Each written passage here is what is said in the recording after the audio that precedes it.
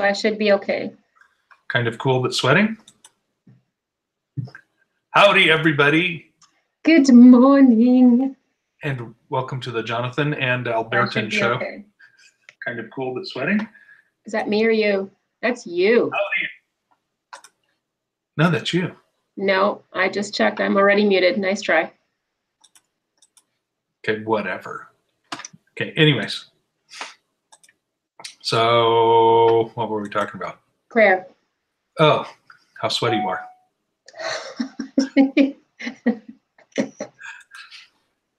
All right, anyways. We're going to open with prayer. So, good morning, Father. Thank you very much for this opportunity to fellowship today. And we want to thank you for this opportunity. And we also want to thank you very much for Jimmy's job and give guidance, we're asking, to the people that need it as to what direction they need to go and what place you want them to be. Please remind them that being with your community is good. And we also want to pray for Ellie and Brandy. You know what their requests are. And we thank you for your intervention. And please let your spirit that teaches us and understand, lets us understand, be with us today while we do some talking and reading. And we thank you for that. In Jesus Yeshua's name, amen. Amen. Okay, so you were feeling it. You just wanted to go to town and start some reading, right? Yeah, I don't know. I was very blessed.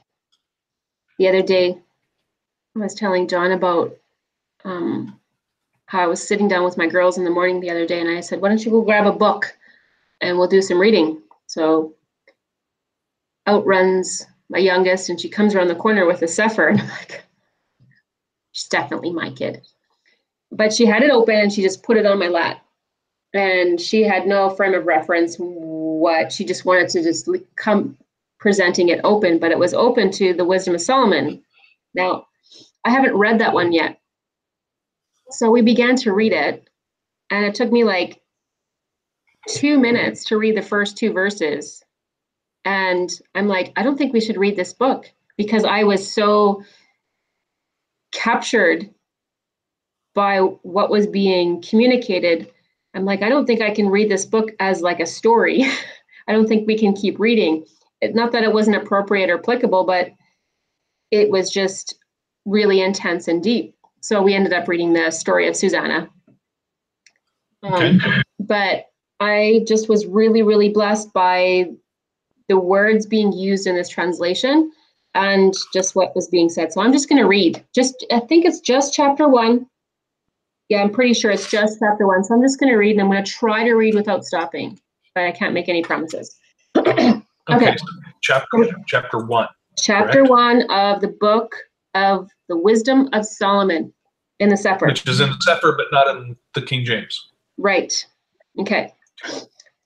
Love righteousness, ye that be judges of the earth. Think of Yahuwah with a good heart, and in simplicity of heart seek him. For he will be found of them that tempt him not, and shows himself unto such as do not distress him. For forward thoughts separate from Elohim, and his power, when it is tried, reproves the unwise. For into a malicious soul wisdom shall not enter, nor dwell in the body that is subject unto sin.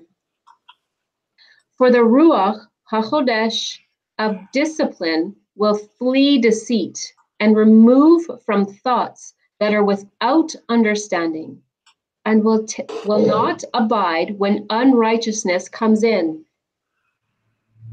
For wisdom is loving ruach and will not acquit a blasphemer of his words.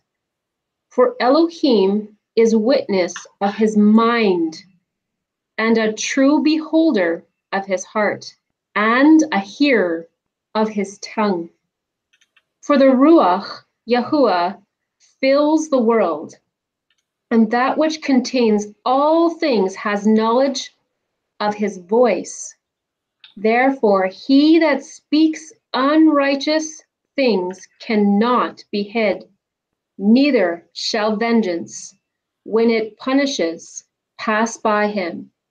For inquisition shall be made into the counsels of wicked men, and the sound of his words shall come unto Yahuwah for the manifestation of his wicked deeds.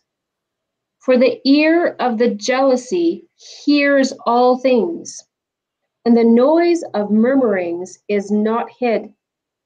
Therefore beware of murmuring, which is unprofitable, and refrain your tongue from backbiting, for there is no word so secret that shall go for naught, and the mouth that biles slays the soul.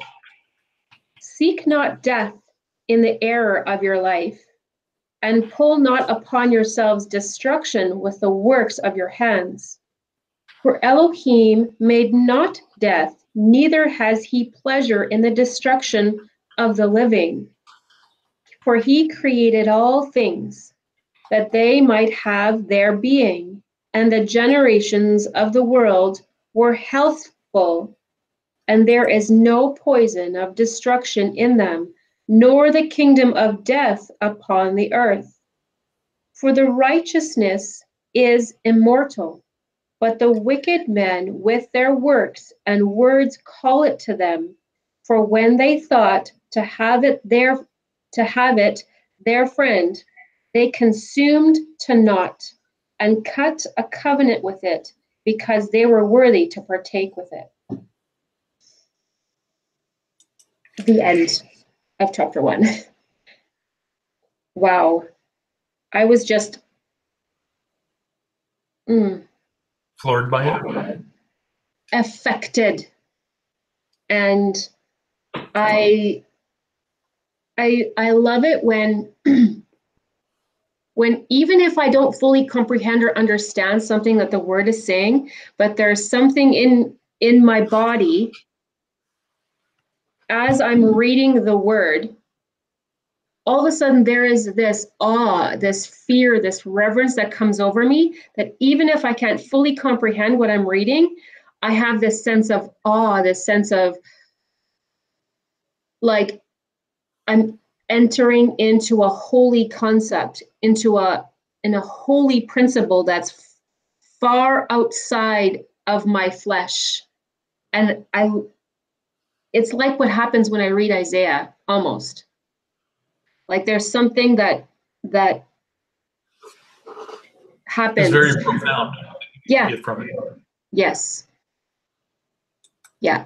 So I just loved it. Like I loved like the first 2 or 3 verses, 4, 5, 6.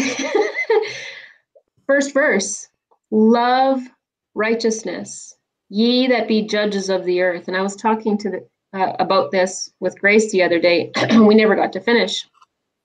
And I'm like, where are the judges? We're the judges of the earth. Like we're the leaders. We're the examples. We're supposed to rightly divide between all of these situations, good and bad, and consequences and accountability and love and forgiveness, and then how we treat our neighbor and how we treat, the earth and all of these things. We are the judges of the earth. That's how I took it. Think of Yahuwah with a good heart. Okay, this is implying some type of active participation and intimacy with your creator. And in simplicity of heart, seek him.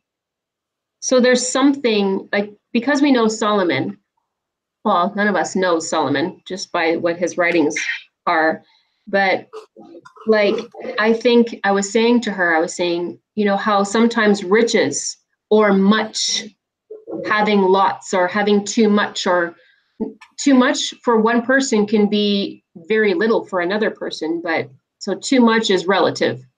But you can have something that stands in your way from your ability to really understand how simple an interaction between you and your creator, between you and the love of your life, how that can happen, and how these things in your life can be an easy distraction and actually take you away from that simple transaction of seeking your God, your lover of your soul.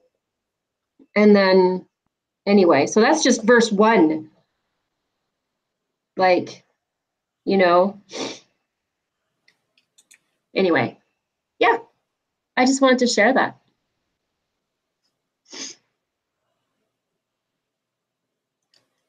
What's happening in the chat? Everybody's still saying good morning to everybody? We were looking at the You're supposed to be focusing on what I'm saying. Romans 8. Oh, I love Romans 8.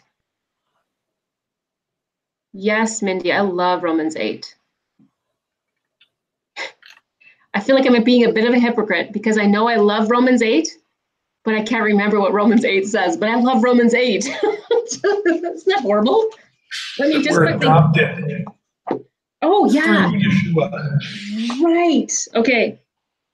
There is therefore no condemnation to them which are in Yeshua HaMashiach, who walk not after the flesh, but after the Ruach. For the Torah of the Ruach Chaim is Yeshua HaMashiach, has made us free from the instruction. Oh my goodness. Yes. Anyway. Sorry. Now. Oh, I've really got that echo. Oh, gosh. I'm going to stay right there. Don't do anything. Okay. Don't do anything. Don't do anything. I'm not